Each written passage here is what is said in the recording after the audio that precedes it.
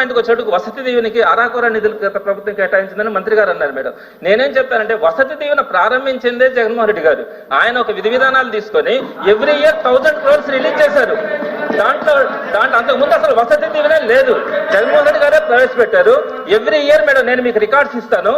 Every year April 24వ తేదీ, April 28, April 4, April 27 4 సంవత్సరాల పాటు కంటిన్యూస్ గా కరెక్ట్ గా డేట్ పెట్టుకొని 1000 కోట్ల రూపాయలు రిలీజ్ చేసి వసతి దీవెని కింద అన్ని శాంక్షన్ చేయడం జరిగింది. అయితే లాస్ట్ ఏప్రిల్ ఎలక్షన్ కోడ్ వల్ల రిలీజ్ కాల, ఇప్పుడు ఏప్రిల్ వచ్చేసింది.